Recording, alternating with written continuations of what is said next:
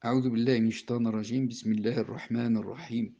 Voici la traduction du discours de l'Aïd qui a été préparé par notre imam, le Cheikh Ben Tayyib. Bismillahir rahmanir rahim, alhamdulillah, wassalatu wassalamu ala maulana rasulillah wa alihi wa sahbihi wa man walah.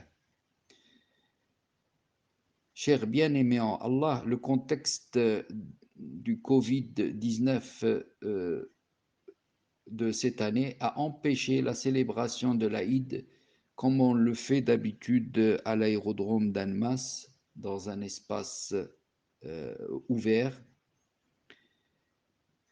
La particularité de la Salat al-Aïd, c'est qu'elle comporte beaucoup de takbir. Je vous félicite pour ce jour où Allah appelle ses adorateurs comme pour qu'ils viennent, qu'Allah appelle ses adorateurs pour qu'ils viennent chercher leur rétribution, leur récompense et les dons immenses de leur Seigneur. Notre Seigneur qui donne sans compter et pardonne sans limite. C'est le jour du pardon et le jour de la générosité. Eid veut dire quelque chose qui se répète, comme la célébration des fêtes chaque année. Il conclut un mois de patience et de labeur, et les musulmans sont contents de rompre le jeûne comme ils seront contents de leur jeûne le jour de la rencontre de son Seigneur. Selon le hadith bien connu où Rasul sallam il dit le musulman a deux bonheurs. Il est content le soir quand il rompt le jeûne et il est content le jour du jugement, le jugement dernier lorsqu'il rencontre son Seigneur. C'est le vrai motif du bonheur du musulman, le fait d'être parvenu à adorer Allah et à respecter ses commandements. Dans Surat Yunus, Allah dit: Dis de la grâce d'Allah et de sa miséricorde, ils doivent être contents, c'est mieux que ce qu'ils amassent, c'est-à-dire en biens matériels.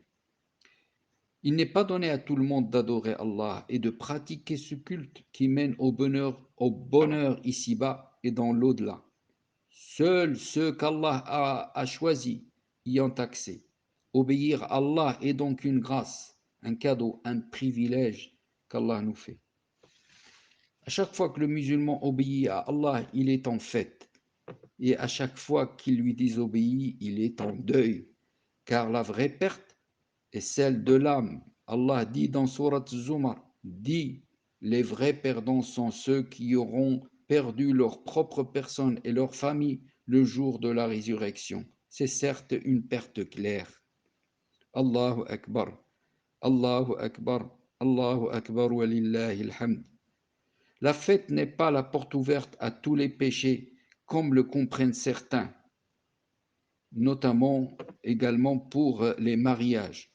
Sous prétexte que c'est un jour exceptionnel, on peut se permettre des libertés qui mettent notre Seigneur en colère. Le prophète sallallahu alayhi wa sallam dit à propos de nos deux fêtes, ce sont des jours de nourriture et de boisson, c'est-à-dire où on boit, on mange, et de dhikr.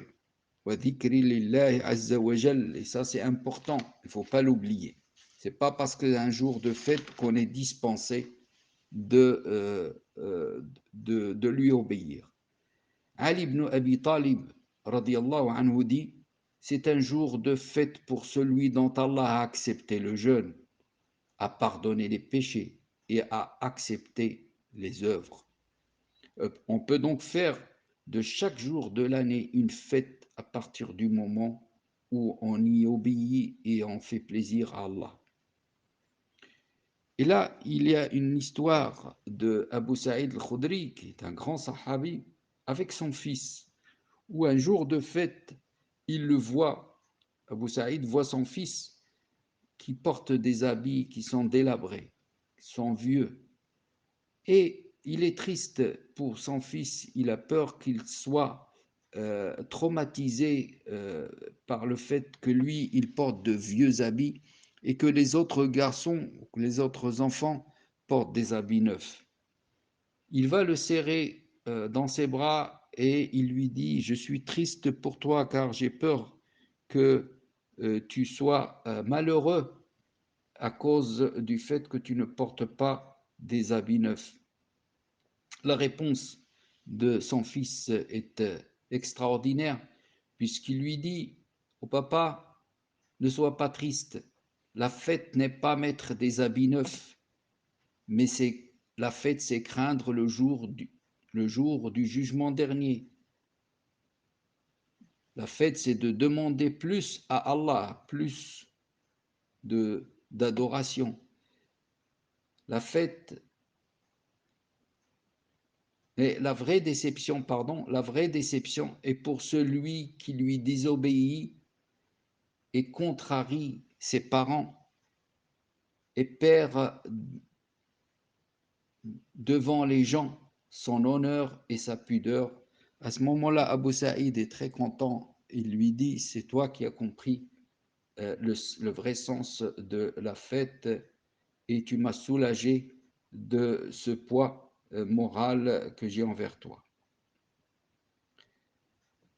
Zakat al-Fitr est un moyen pour tous les musulmans de se réjouir pendant ce jour. C'est la manifestation de notre solidarité et de notre fraternité. Allahu Akbar, Allahu Akbar, Allahu Akbar, walillahi alhamd. Je rappelle ici quelques règles de l'Aïd déjà évoquées pendant le discours du vendredi. L'avis de la majorité n'autorise pas la prière par médias interposés, c'est-à-dire se mettre devant la télévision, écouter la khutbah de quelqu'un qui est loin et faire la prière derrière.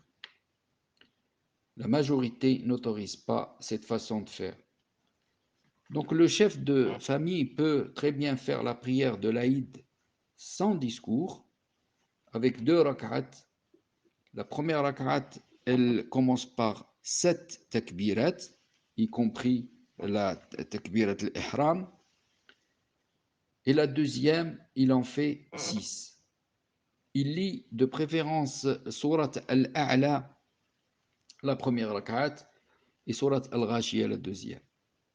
Il est aussi bien de faire les grandes ablutions le jour de l'Aïd, de mettre ses plus beaux habits, ce qu'on possède, multiplier les takbirs. On a dit que le prophète sallallahu a dit que c'était un jour de dhikr. Se féliciter de ce jour par diverses formules comme taqabbalallahu minna wa minkum, ghafarallahu lana wa lakum, kullu amin wa antum bi khair, Eidun mubarakun sa'id, etc. Pour conclure, une mention toute particulière pour celles et ceux qui ont contribué à la préparation des repas chaque jour sans faiblir et sans rechigner pour les jeûneurs à la mosquée d'Ambilly.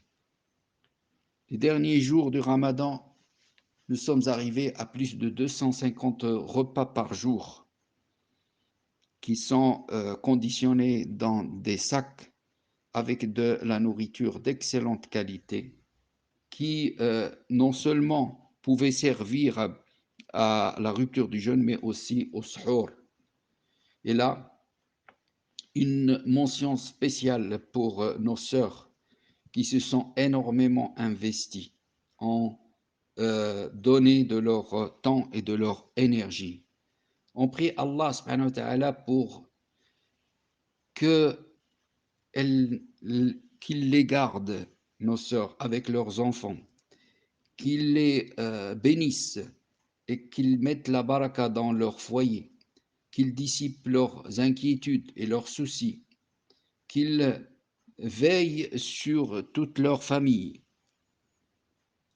Qu'Allah vous multiplie ce que vous avez fait et que vous avez donné par milliers jusqu'à un niveau que seul lui connaît. Et nous remercions également et nous prions pour qu'Allah accepte nos œuvres pendant ce mois notre jeûne, parce que s'il ne l'accepte pas, ce serait vraiment dramatique. Qu'il accepte nos jeûnes, qu'il accepte nos prières, qu'il accepte nos invocations, notre dhikr, notre lecture du Coran pendant tout ce mois-ci. Qu'Allah subhanahu wa ta'ala récompense tous les commerçants, tous les gens qui ont donné pour nourrir les jeûneurs le soir en préparant, comme j'ai dit, ces repas quotidiens. تقبل الله منا ومنكم غفر الله لنا ولكم وكل عام وأنتم بخير والحمد لله رب العالمين